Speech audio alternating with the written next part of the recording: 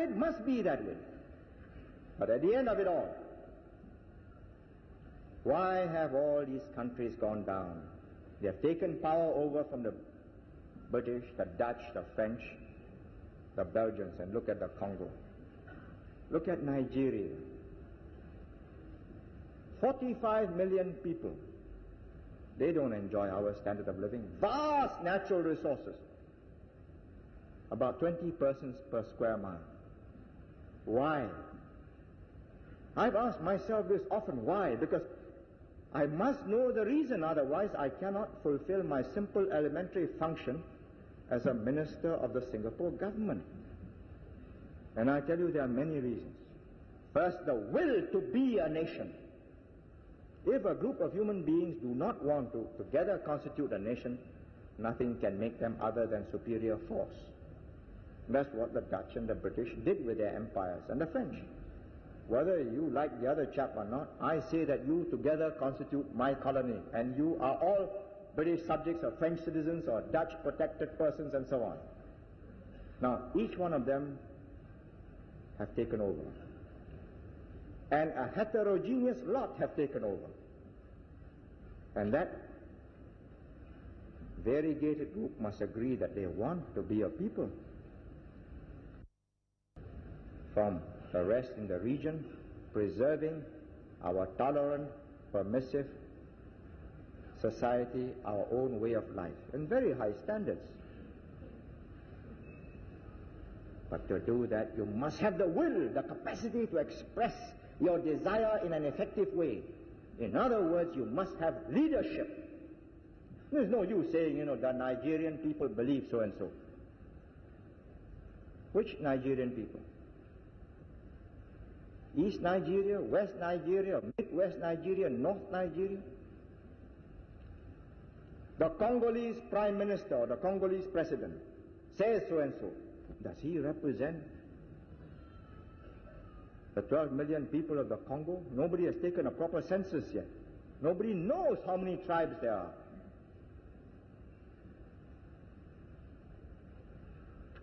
Well, assuming that he does represent the 12 million people of the Congo, is he in a position to express and implement their will? In other words, he having decided, he signs a decree number 1551, that all mercenaries of European origin shall be expelled from the Congo. Now you tell me who will implement that decree, that all the non-Congolese soldiers who have been brought there by so many people, the Belgians, Chombe, and the Katangis and so on, must get out of the Congo. Now who implements that?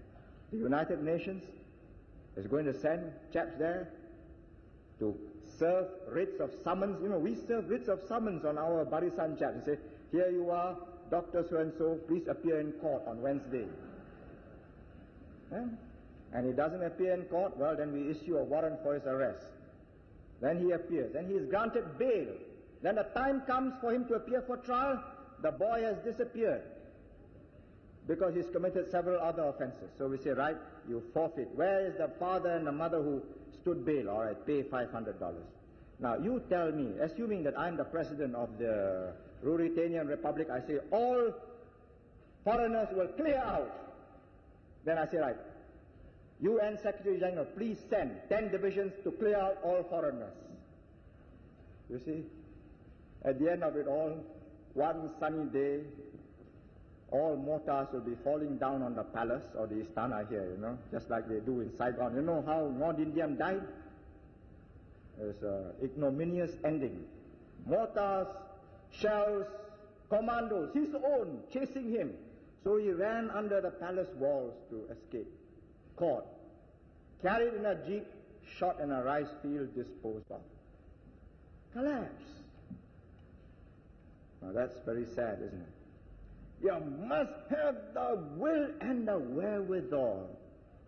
In other words, a well-oiled, well-maintained machine must be kept to allow the people at large to express their will as represented by certain groups of persons who in turn can exercise their mandate with efficacy. And when they say, Yes, those boys will no longer be given bail because they've broken up court benches, disgraced the magistrate, humiliated the dignity of our courts.